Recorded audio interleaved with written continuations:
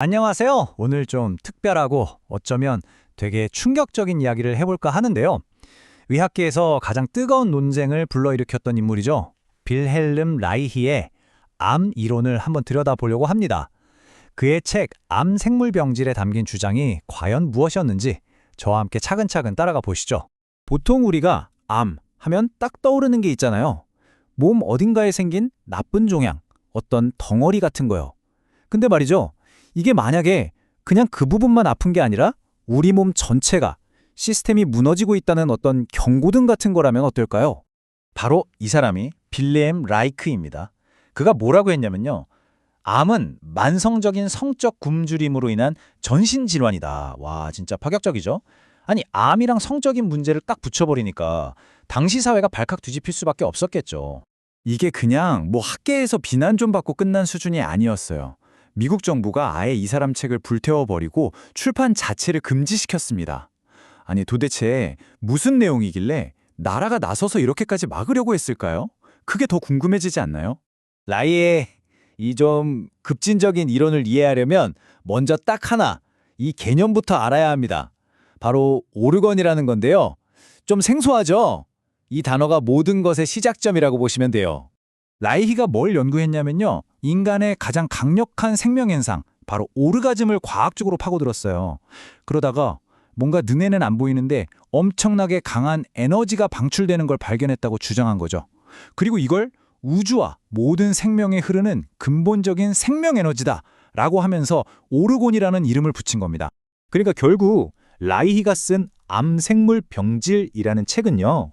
이 오르곤 에너지가 우리 몸에서 아주 시원하게 잘 흐를 때, 그리고 반대로 꽉 막혀서 꼼짝도 안 할 때 대체 무슨 일이 벌어지는가? 바로 그 이야기인 셈입니다. 이 에너지의 흐름이 건강과 질병을 가르는 핵심이라는 거죠. 자, 그럼 라이의 이론이 왜 주류의학이랑 그렇게 부딪혔을까요? 이 두 관점이 근본적으로 어떻게 다른지 여기서부터 본격적인 논쟁이 시작됩니다. 현대의학은 기본적으로 파스테르 때부터 내려온 믿음이 있어요. 병이 하나면 원인도 하나다. 이거죠. 꼭 범인 잡는 형사처럼 모든 병의 원인을 세균이나 바이러스 같은 딱 정해진 용의자한테서 찾으려고 하는 거예요. 암도 예외는 아니죠. 지금 이 순간에도 의학계는 암을 일으키는 암 바이러스나 암 유전자 같은 단 하나의 범인을 잡으려고 어마어마한 노력을 쏟아붓고 있습니다. 그래서 나온 가설들이 여러 개가 있어요. 어떤 사람은 바이러스가 문제다, 아니다, 스트레스 때문이다, 아니다, 세포가 산소를 못 써서 그렇다, 뭐 이런 주장들이죠. 근데 이게 다 마치 흩어진 퍼즐 조각 같아요. 다들 자기가 한 조각씩 들고는 있는데 이걸 다 맞춰서 큰 그림을 보여주는 사람은 아무도 없는 거죠. 이 두 관점의 차이를 비유하자면 마치 병든 식물을 보는 두 명의 정원사 같아요. 현대의학은 식물에 생긴 종양, 즉 증상을 발견하면 그걸 칼로 싹둑 잘라내는 데 집중하죠. 근데 라이는 이렇게 묻는 거예요. 아니, 애초에 왜 이 식물에 종양이 생겼을까? 하면서 흙, 뿌리, 줄기, 이 식물 전체 시스템을 들여다보는 거죠. 그러니까 병의 기원을 파고드는 거예요. 접근법 자체가 완전히 다른 겁니다. 자, 그럼 라이히는 의학계가 찾아낸 이 흩어진 퍼즐 조각들을 어떻게 하나의 그림으로 맞췄을까요? 여기서부터가 진짜 흥미로운 부분입니다. 라이의 설명은 이렇습니다. 자, 보세요. 의학계가 암 바이러스라고 부르는 게 있다? 라이히는 그게 사실 살아있는 조직이 죽고 썩을 때 나오는 T간균이라는 입자와 관련이 있다고 봤어요. 또 암 환자들이 흔히 겪는 우울증 있죠? 이건 그냥 기분 문제가 아니라 삶의 의욕을 잃고 생명 에너지 자체가 쪼그라드는 성격적 체념 상태라고 해석한 거죠. 그리고 마지막으로 세포가 산소 부족 상태에 빠지는 건 만성적인 불안과 긴장 때문에 우리 몸 전체의 호흡이 얕아져서 나타나는 결과라고 설명합니다. 그러니까 라이가 보기에는 이 바이러스, 우울한 감정, 산소 부족 이런 것들이 다 따로따로 노는 원인이 아니라는 거예요.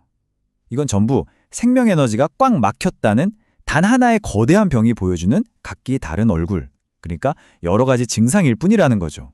네, 맞습니다. 라이가 지목한 암의 진짜 정체는 바로 이거예요. 우리 몸 구석구석을 흘러야 할 생명의 에너지, 오르곤이 만성적으로 정체되어서 꽉 막혀버린 상태. 그게 바로 병의 본질이라는 겁니다. 자, 그럼 이 엄청난 문제에 대해서 라이히는 어떤 해법을 내놨을까요? 근데 놀랍게도요, 그는 치료가 아니라고 말합니다. 여기서 진짜 중요한 게 하나 있어요. 라이는 자기가 암을 100% 고치는 무슨 기적의 치료법을 만들었다고 절대 주장하지 않았어요. 오히려 사람들이 자기 이론을 그런 식으로 너무 단순하게 거의 맹신하듯이 받아들일까봐 엄청나게 걱정하고 경계했습니다. 그가 내린 최종 결론은 바로 이겁니다. 암의 궁극적인 해결책은 치료가 아니라 예방이다. 이미 병이 다 퍼진 몸을 되돌리려고 싸우는 것보다 애초에 병이 생기지 않는 환경을 만드는 게 진짜 승리라는 거죠. 아니, 그럼 어떻게 예방을 하라는 걸까요? 여기서 라히의 이야기는 한 사람의 몸이라는 차원을 훌쩍 뛰어넘어서 우리가 살고 있는 이 사회 전체를 향합니다. 한 사람의 생물학적 문제가 사실은 이 거대한 사회적 문제와 아주 깊이 연결되어 있다는 정말 충격적인 통찰이죠. 라이크는 우리 몸의 생명 에너지를 가로막는 가장 근본적인 원흉으로 사회에 널리 퍼져 있는 성적 불행을 딱 지목했어요. 그리고 이런 불행을 계속 만들어내는 건 인간의 자연스러운 생명력과 감정을 억누르는 이 억압적인 사회 질서와 문화 때문이라고 주장한 거죠. 와, 결국 병의 뿌리가 우리 사회 구조 자체에 있다는 거잖아요. 오늘 준비한 이야기는 여기까지입니다. 마지막으로 여러분께 이 질문을 한번 던져보고 싶어요. 만약에, 정말 만약에 라이히의 말처럼 질병의 진짜 뿌리가 한 개인의 몸이 아니라 우리가 살고 있는 이 사회 전체에 박혀 있는 거라면 과연 진정한 처방전은 어디에, 누가 써야 하는 걸까요? 여러분의 생각은 어떠신가요?